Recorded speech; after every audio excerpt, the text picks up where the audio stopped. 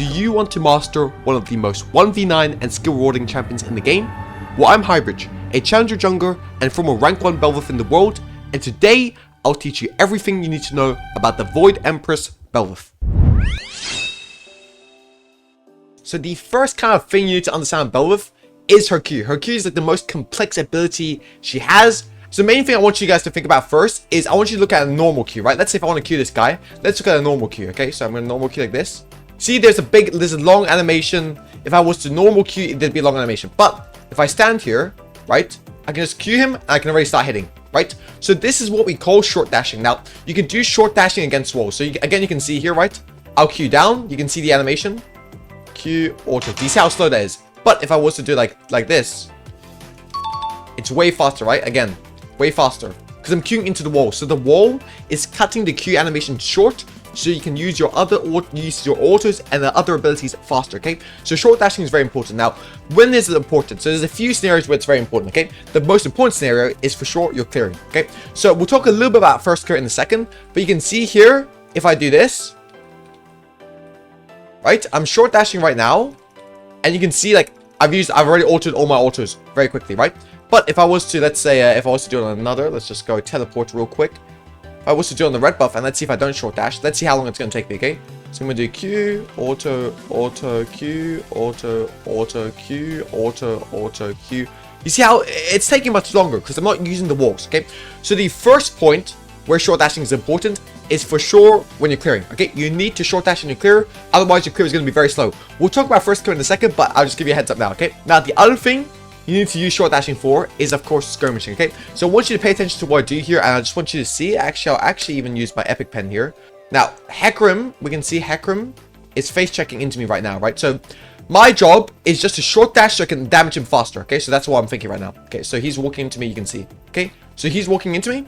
Now, because your Q hitbox, every hitbox in League, if you guys don't notice, is pretty much circular, okay? So when you throw your Q, like when Xayah E's, they're all circular hitboxes, okay? So it hits everything around. Now, if you look here, what that means pretty much is even if he's like on the right side of me, if he's close to me, if I just dash left, it will still hurt him, okay? So you guys can give it a look here.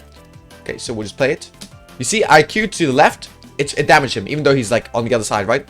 And you can see here, boom, boom, boom, and I killed him, right? Now, I only short dash once, but the reason why we end up killing him here is because of the short dash, right? Because look how quickly I'm able to auto him already. Look how quickly I'm able to proc my passive and already start autoing him, right? It's all to do with the short dash, okay? So short dashing, very, very OP, not only in your clear, but in your skirmishes. Now, the other part short dashing can be useful is when you're hitting towers, right? Because your Q gives you extra attack speed, you want to use your Q to hit towers, you want to proc your passive, right, to hit towers. So it's more important that you actually Q into the wall so you can get your passive faster, so you can also auto-attack the towers faster, right? Obviously, it's better to Q and then auto towers because you get extra attack speed, right? So Q into the walls is way better than waiting for the long animation, right? And then hitting, right? Just Q into the wall, then you're already able to hit. Okay, now short dashing isn't the be-all and end-all when it comes to your Q. Your Q can also be very useful in coming with creative escapes, and it's difficult, but you guys can see. I'll try to illustrate it. I think this is a good example. I'll try to illustrate it here, okay? So just watch here. So pretty much I do the grubs, right? I get form, and you can see here that Hecarim's gonna come off, Jarvan's gonna come after me, right? So I get the ult here, and now it's kind of my job to be able to come with a creative escape, right? So what I do is I go out of vision, I go here to bait Jarvan to walk up, then I Q down, so since he's here, he can't see me, right? Because I'm down. Right, I'm over the wall, so pretty much I bait him to walk up and I Q down out of vision, so he can't ult me or anything, and they kill me, right? And then if we keep playing, you can see I use my Q upwards to go over this wall, so Vex can't hit me, right? Because Vex is right there, right? And then you can see here, Vex ults, so I'm gonna Q down here, right, to dodge it. Now here, Vex can flash on me. Vex has flash, right? So it's very important. What happens? I Q up, right? Because I Q up, I'm over the wall, he can't flash on me no more. There's too much distance, right? So you can see here, I Q up, right? Now, all this kind of comes down to, you have to plan your legs, is what I'm saying, right? Here, when I'm here, I already know Jarvan's most likely going to be here, right? That's why I already have this leg. I already know what my escape plan is already when I'm here, right? So I go boom. Like this is all planned already, right? This is all intelligently planned. It's kind of what you have to do to be able to be a good Belveth, is knowing how to use the Qs, right?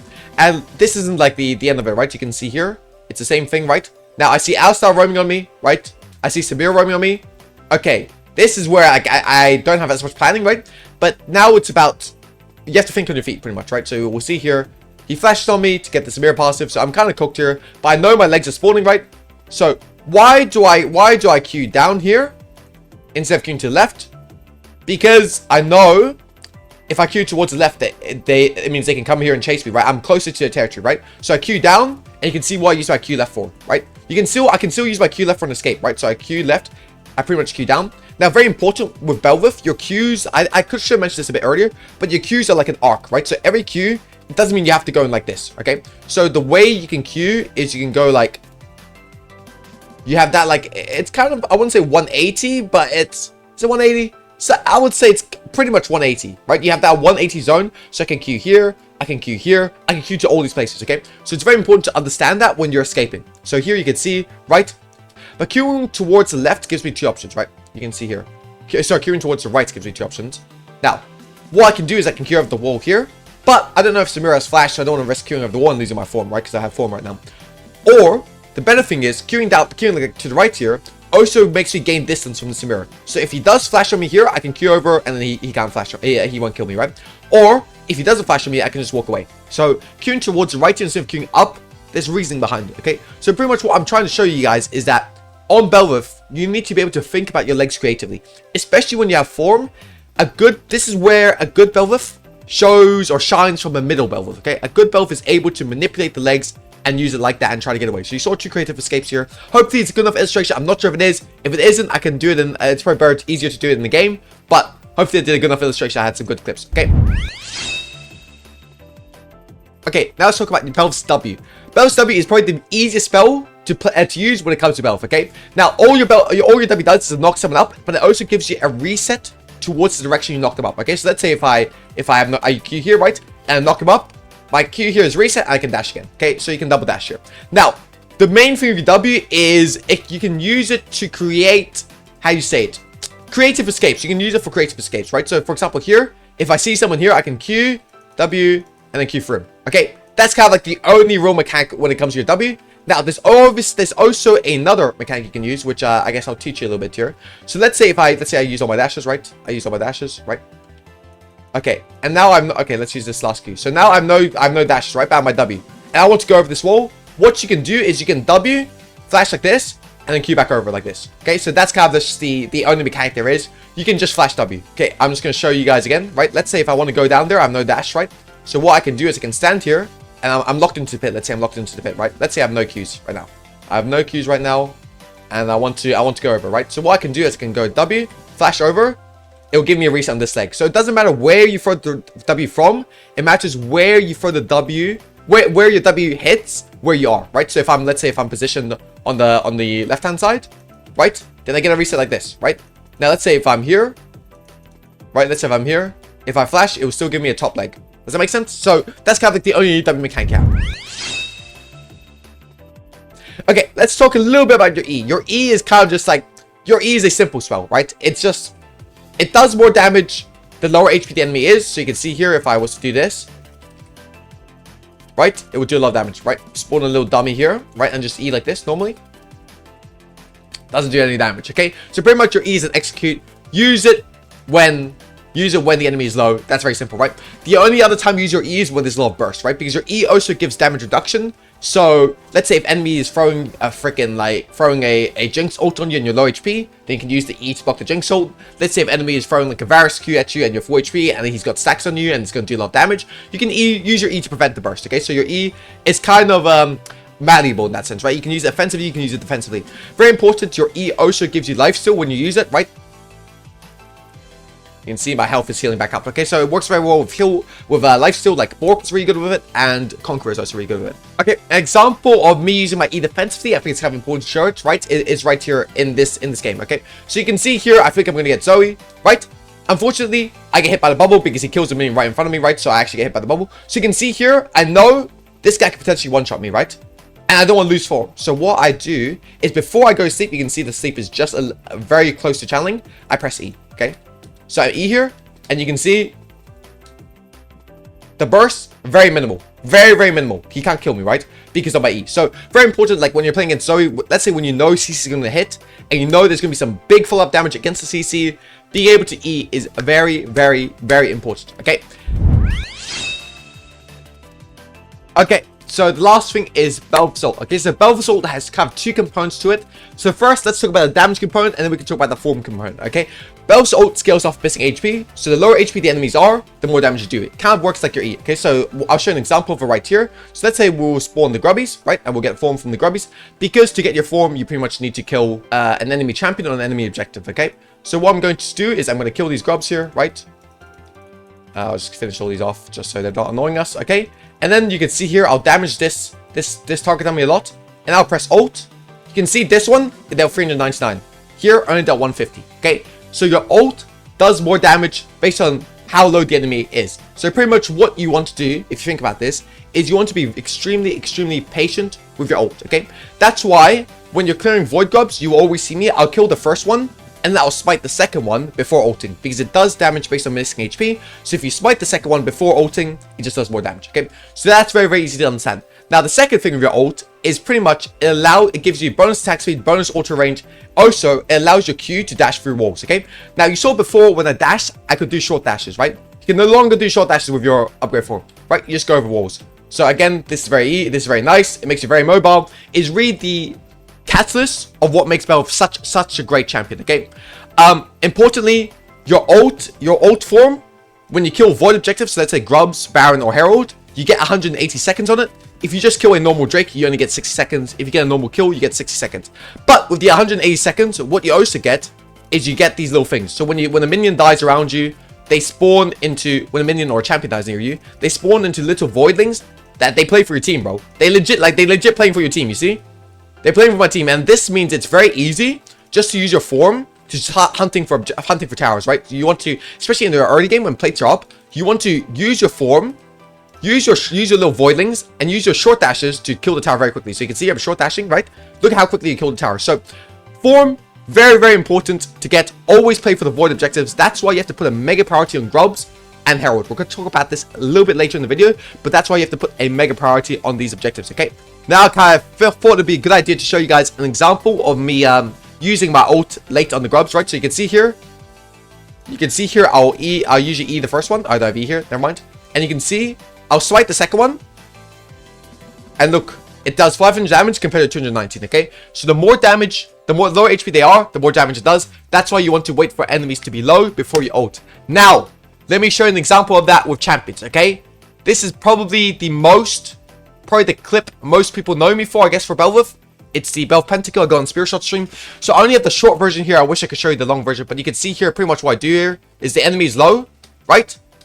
So I go in, I get one kill, and you can see how one reset can change the game, right?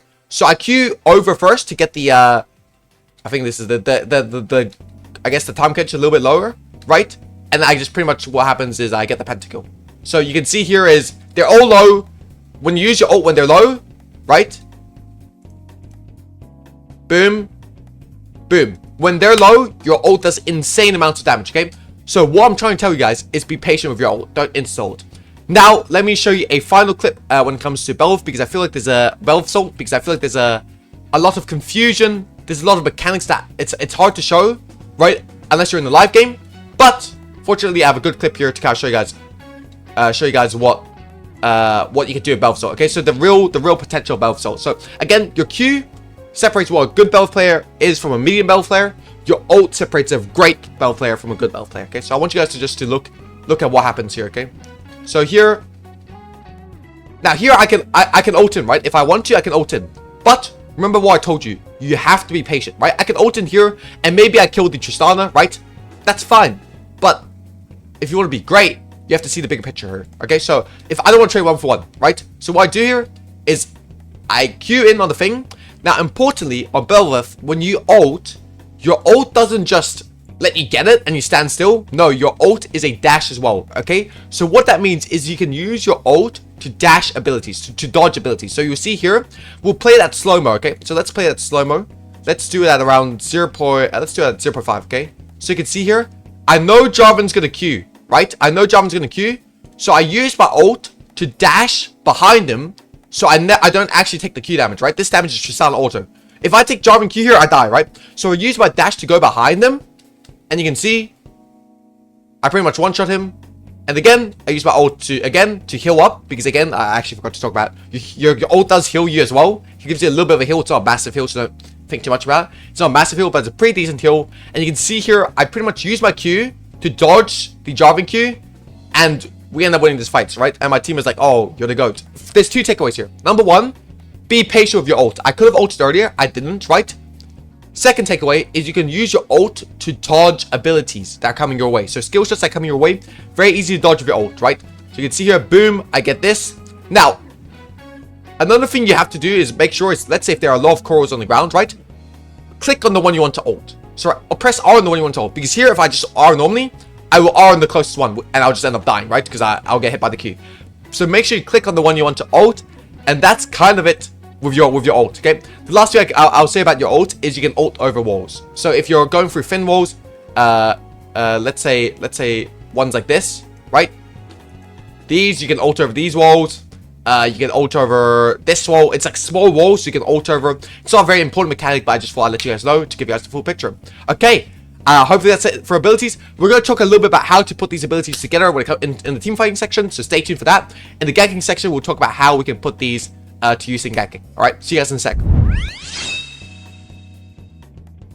Okay, since I told you guys in the jungle guide, and I will tell you guys in this guide, you always want to full clear and Belveth, not invade, full clear, and full clear into bot lane specifically. I'm going to show you guys the two full clear into bot clears. I'll show you blue side first. This is the more complicated one, but I'll show it to you. What you want to do is you want to start close to the wall, close to the bottom part of the blue buff, right? Pit, and then you want to queue into the wall like that. Short dashes, you can see I'm short dashing like I talked about in the ability section, right? We short dash into the wall like that. Now, what you want to do is you want to keep making sure you're kiting the blue buff towards your gromp. Now, very important, you do not spite the first camp, okay? You just want to get it down to around 500 HP, and you want to dash for it, okay? So I'll show you guys here. So once it gets to 500, okay, we'll do that. You're going to spite this one, and then dash, dash, dash, right? Pull back here so you don't lose the aggro of the gromp. E with a passive stack up because your E does more damage with a passive stack, as talked about in the spell section, right? We keep hitting one more time. The jungle pet will kill it. And then what you want to do is same thing here, except you want to pull the wolves up, okay? So pull the wolves up to this wall. Then you just do short dashes, okay? Short dash, short dash, short dash. And then use it. Use your Qs as quick as possible on this side to make sure you have them all up for raptors, okay? And then again, you want to E with a passive stack up. Really, really nice. Okay, let's go towards the raptors. This is going to be a little bit complicated, but still pretty simple, okay? What you want to do is just W, raptors over the wall, pull it to this wall right here, right? So again, boom, boom, boom, boom. Okay, now we killed all the small raptors. What we want to do is we want to E both the raptors and the red buff, right? And we want to keep the red buff on this top side of the wall, just like we did the wolves. We want to do the exact same thing on the red buff, okay? So very, very simple so far. Q, Q, again, short dashing, and then our last Q is going out, right? Our last Q is always going out to the next camp. Now here, again, we don't want to hit this. Just W this, right? Pull to this wall here. And then what we want to do is, again, we want to use this wall as a short dash wall, okay? So boom, boom, boom, oh, boom, boom, and then 313 clear, 330 full clear. It's pretty good. It gives you plenty of time to go look for a bot gank or look for the skull crab, right? You're 10 seconds early for skull crab. And you can also look for bot gank here. Let's say if enemies inting, you know, we hit him with the Q, flash W, Q in, boom, E, kill him. That's how you do the blue side clear. Now I'm going to show you the red side clear. Okay, now your red side clear is going to be much slower than your blue side clear. Just do your best. Try to finish it before, at around 320 and you'll be happy, okay? It's really even hard to get 320. I'll say 325 is pretty good. But again, here you want a short dash. And then your last Q has to go towards your Krugs, right? Because that's where you're going eventually. Now here, what you want to do is you want to make sure you use your Q to finish the red buff here, okay? So you'll see here, I'll use my Q to kill the red buff. I kind of click back. That's not a good click, but it's fine. And you want to here, short dash, short dash, short dash. You're going to E auto here. You want to E with a passive stack up, right? Like always. And boom, boom, boom. Now you want to have the four little minions here coming here. You want to Q all of them. I missed one, but it's fine. Then you just want to go to raptors. You only need 3 Qs for raptors because all you need is 3 Qs to kill the small raptors, right? Once you kill the small raptors, you can kill the big one with your E. So we're going to do this. Okay. Boom. Boom. E here. dash up to kill it. Then we're going to head towards our wolves. We have W now, so we have a bit more passive stacks. It's going to make it a little bit better to clear, but still it's going to be pretty hectic to clear. What you want to just do is you want to W, right? Run down to this side, pull the wolves to this side of the wall, and you just want to Q in. Okay, so Q, Q, Q. Okay. Now what we're going to do is we're just going to E here. Okay. E here, Q to kill this. Now you want to do the Gromp, W to keep your passive stacks up. Sit next to the wall again. You want to repeat the same process, right? So boom, short dashing, like this. And then what you eventually want to do is you want to Q towards the blue buff, W the blue buff, auto the Gromp, E both. Beautiful. Now you want to pull the blue buff towards this side of the wall, okay? So you want to pull it to this wall and try short dash into this wall, okay? So here, all you have to do is try to be done before Scuttle. It's going to be a little bit hard for some of you guys, but it shouldn't be too difficult if you just give it a bit of practice, right? You can just W, auto, auto, auto, auto. So you can see here, 327, you're here on Scuttle. You can do the Scuttle. It's not the best. Red side clear is really, really hard, but as long as you get it under 330, you'll be happy. I'll be happy with you guys, and just do that, and you should be fine. But it is slower, so don't panic if it's slower than the blue side clear.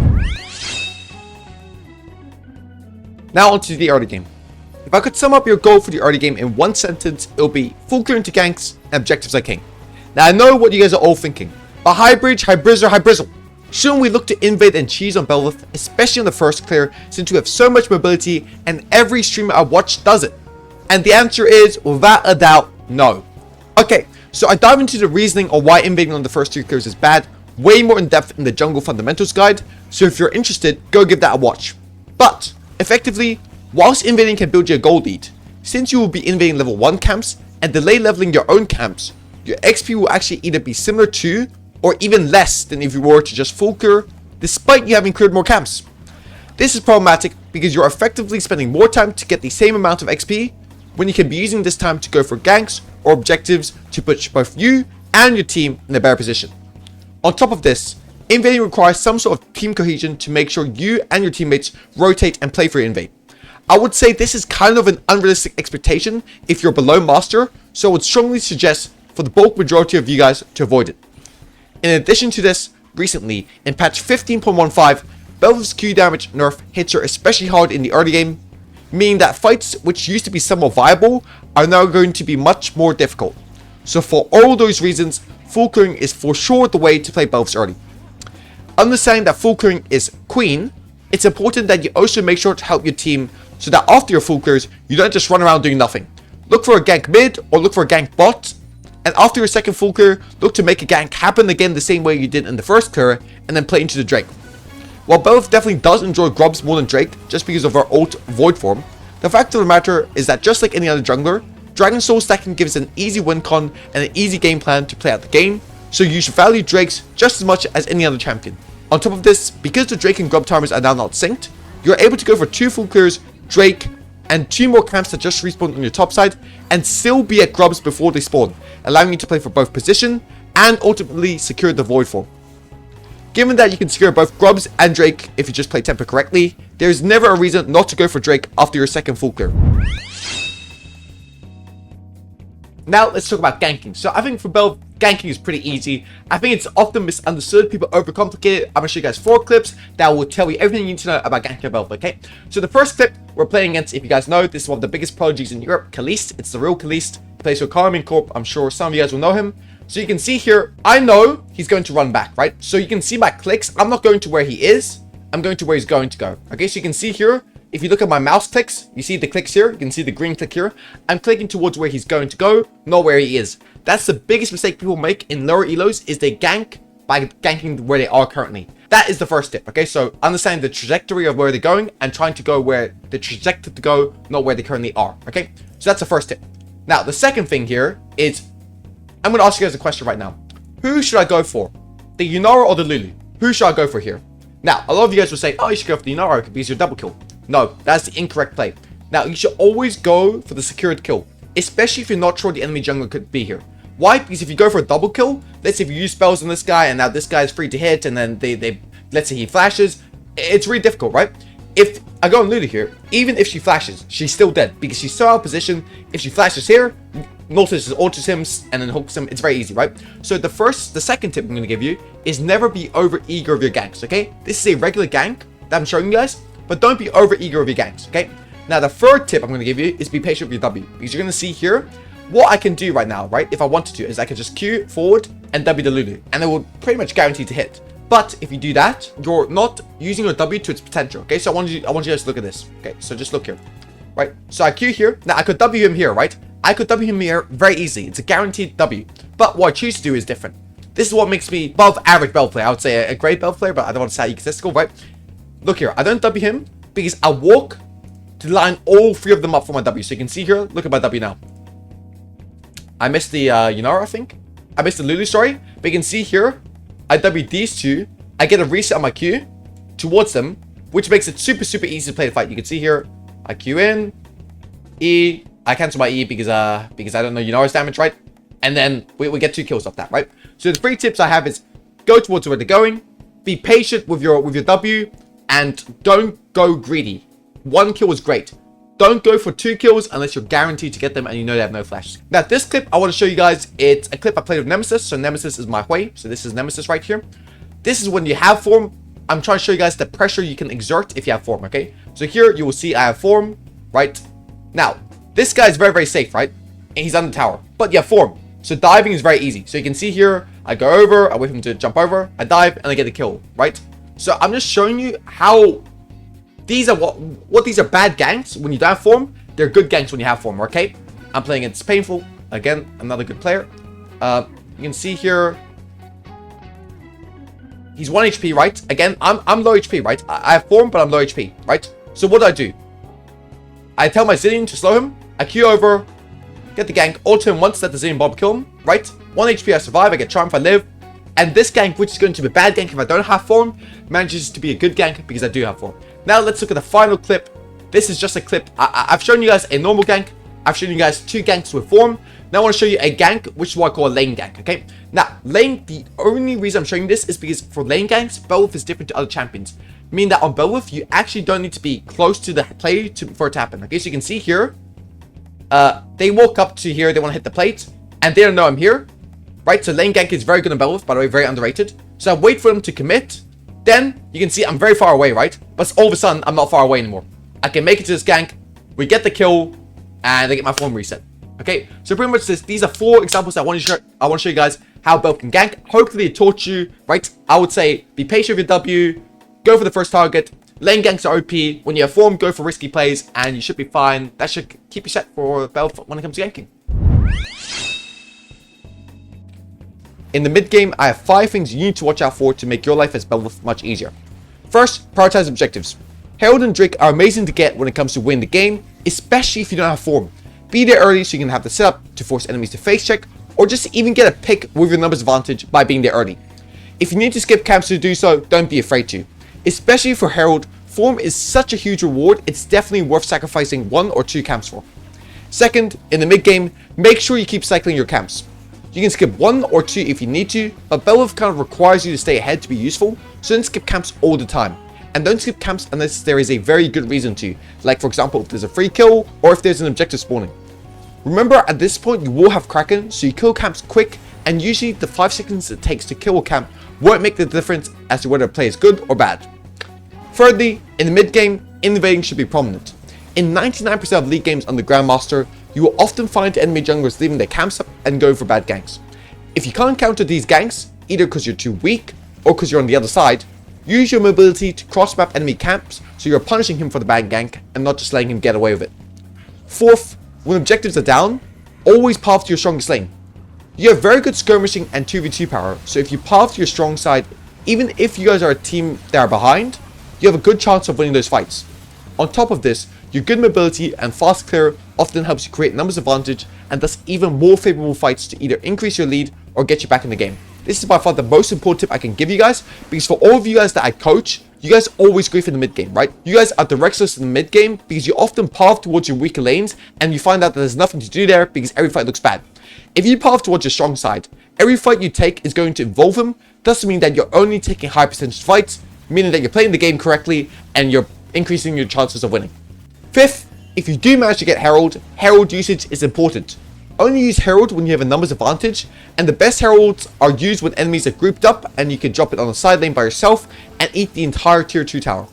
Side lane tier 2s are worth the most gold out of any objective in the game at over 700 gold, so always try to play for them if possible, and if you can't, the mid lane tier 1 tower is the next best alternative because it breaks open a lot of control of the map that allows you to go for the invades that help you exacerbate your lead. Finally, my last tip is that form extension is an extremely important concept. If you're running low on form, skip camps to try to create plays that allow you to extend your form. Having extended form is extremely important, and remember, a great Belveth player can always take one true form and keep extending it and win the game off of it. I will say this tip doesn't apply to regular form, and also don't go for the biggest int just to try to keep form, but definitely put an emphasis on trying to upkeep your form duration and don't only stay farming camps and let your form die out. Okay guys, so I think it's a pretty good idea to show you guys kind of how you want to use Herald. So I want you guys to look at this clip and just see how I use Herald. I think it's one of the perfect ways to use it. I think it's kind of what separates a good Belveth player, who's someone that can only see the instant, to someone who can kind of look into the future and understand macro a bit, okay? So I want to show you guys this example here. So you can see here, pretty much what happens is, there's a fight here, right? I know there's a fight. Now, you can see here we're like 3k gold behind. Like, I'm very far ahead personally in jungle, but my team is very far behind. And 26 Qs to 12, we are not winning this fight, right? So I can identify quickly, we're not winning this fight. That's why you can't see me just going, you can see me just going here already, right? Like, I'm already going to mid lane tower, right? I'm thinking maybe I need to herald mid lane tower, right? But literally shows top, and I'm like, okay, we don't need to herald mid lane tower because Lucian's dead. So we don't win the top fight. I don't need to herald mid lane tower, so what do? So you can see here, I will just walk to auto the mid lane tower, right? So I went from pretty much being top lane to now being in mid lane, and you can see eventually what I'll do is I'll transition to bot lane, okay? So I'm moving lane by lane, step by step towards the side lane, so I can better use herald, right? Because again, what tower do you want to herald the most? Side lane tier 2s. They give the most gold. It brings you back into the game, right? That's why. Okay, so you can see here, I insta drop the herald, right? I know Urgot's gonna take the tower. We get this tower right here. See it right here. We get the tower, and you can see what was a 4k gold lead because of this sequence I did, where we got 2 mid towers and 2 side lane towers, ends up being only a 1k gold lead just off this one sequence. So that is the power of herald, right? You can turn a 4k gold lead to a 1k gold lead. This isn't even like the most maximum, right? Because this isn't a Grandmaster game. This is a complete Grandmaster game, Challenger game. So people kind of know this exists, so you can see they somewhat counteract it. But even in Challenger, even in Grandmaster years, they can't fully counteract it because the reason is Belveth's mobility is too high. You can never match your map movements. So when you're behind or even when you're ahead, using your fast movements, or using your mobility to create good heralds, to create tier 2 towers, is very, very massive, and it can just put you super far ahead in the game. Now onto the late game. In the late game, the general rules in the mid game still apply. So cycle your camps and use your mobility to create numbers advantage to take great fights. It's also very important to use your fast clear to be first to objectives, because honestly at this point you can be focused down fights easily when it's in the open. When the enemy's face check, you can punish your lack of good formation with either your Q mobility to access the backline or just bursting down the first target. Regarding this, I think teamfights are the most misunderstood part of the game for Belveth, and it's often why the champion is actually difficult. In my opinion, there are 2 different ways of playing teamfights. The first one is focusing down the first target, and this is the approach you want to take if you or your carry is extremely fed. Play safe and utilize your damage and kill the first target. This is the most common and by far the easiest way to play fights. And the second way of playing fights is diving onto the enemy backline with creative flanks and good use of vision. You want to do this when the enemy range carries are fed, or if they are the win con for the enemy team. Diving on them thus will take out the win con and make the game much easier for you to play. I will say diving onto the backline and the second choice of fighting is definitely something you do way less often, because it puts you at risk of getting bursted down if you misstep and mistime your entry. On top of this, it's also hard to do. But let's be honest, when you're balling ints, you gotta do what you gotta do. Okay guys, so to better illustrate how you want to play team fights, I've got 4 examples to show you guys how you can team fight on Belveth. Okay, so the first example, this game is the game with Nemesis. I'll kind of show you guys how you play the front to back team fights. Okay, so how do you focus down the first target? Now, the entry into this is a little bit confusing. This is like a bit of a higher elo fight. In lower elos, you just see like straight up 1v1, 5v5, and then you kill the first target. It's easier, but I want to show you guys the hardest example because it can give you guys the most info on how to play it, okay? So I want you guys to look here, right? So pretty much what happens is Huey is running away. My Aphelios lags behind, right? You can see here Aphelios is lagging behind. So I kind of have to go there and save him. But you can see here, I'm going to show you guys, right? I'll pause at the right time. Okay, so here I have 2 options, right? I can either go on the Viego or I can queue in. I can Q in and W 3 people here, right? I could, there's 2 options. Now, most people, they would greed for the highlight plane to go for the 3 people. Why would I not do that? Why do I not want to flash W these 3 people? Because my Aphelios is ahead, right? So all I have to do to win this fight, when me and Aphelios are both ahead, is just kill the first target and the fight is won. So that's what I recognize here. So you can see here the way I play it. Just look at the way I play it, right? We kill this first target, right? I even say it in comms. Kill the first target. We get the reset, we get the kill, right? And then look, we play slow. We play slow, right? We don't go quick. We don't insta-run them. You can see we play slow, right? We know Viega can go, we play slow. We play slow, controlled, and then you win, right? I wait for my cooldowns. My W and E is back up now. I can go for it, right? There's nobody that can kill me anymore as well. Then we can play, right? So the thing is, when you're playing front to back, right? If we just go back here a little bit, right? We used our W, we used our E. That's why we're exiting now, okay? We used all our abilities. We have no abilities right now. You can see my cooldowns are down. That's where we exit. Once we use the cooldowns, we exit, okay? That's the important thing about front to back.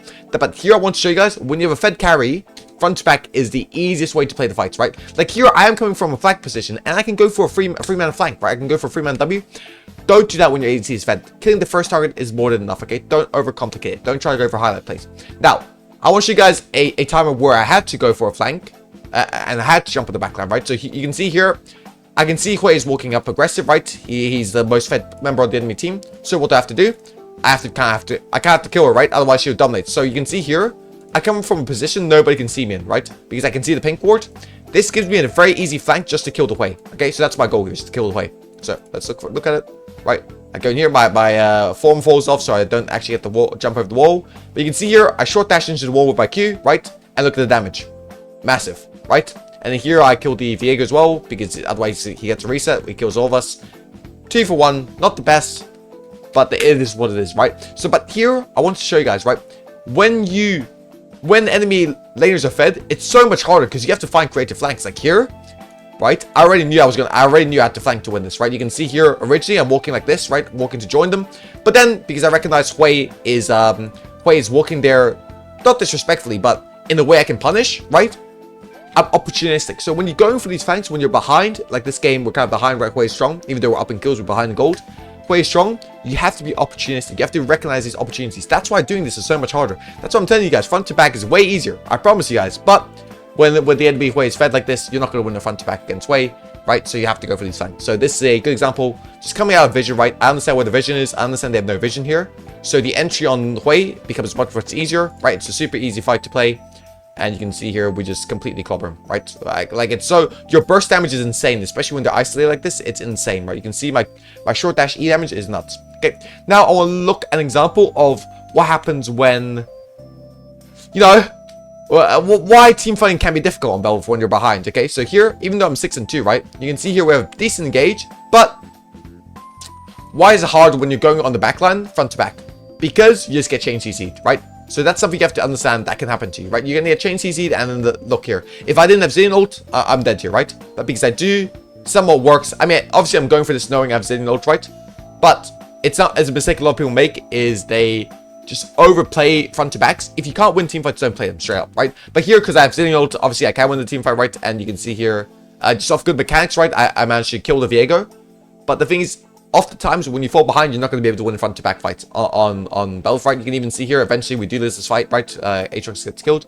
So it's kind of like like team fights are not always the go-to, right? If you're behind, just go for side lane plays, because team fights, as you can see here, are difficult. Okay, last thing I want to show you guys is obviously the clip I showed you guys before. I think this is a good illustration of how patience can pay off in for Belveth, right? So here, right, again, this is more of an early game fight, right? The other ones were more mid to late game. Focus the first target, right? We don't need to go super far, right? Because it's easier. Again, it's easier and it's just better most of the time, right? Then when they walk up, you punish. Again, use your ult to dodge the abilities if you need to. Get that. Always ult to heal yourself up if you're low, right? Always insta ult. Don't wait for it. If you're low, always insta ult. If you're doing it for damage, you can wait, right? But that's kind of how you play it. Hopefully these examples could, you know, showcase. Obviously, I know they're not as good as a live commentary or a live game, but I have plenty of those coming in the unranked challenger, so just wait for that. But hopefully these kind of you know, help you with your team fighting on Belveth. Finally, let's talk about when you want to pick Belveth.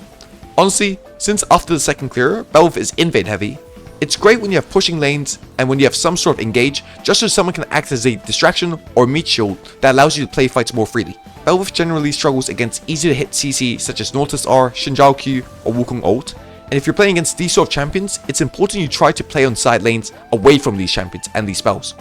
Similarly, Belveth also struggles against anti-dash champions like Talir or Poppy, so if you are a Belveth one trick, I would suggest you banning Talir given its prominence in both the mid lane and the jungle.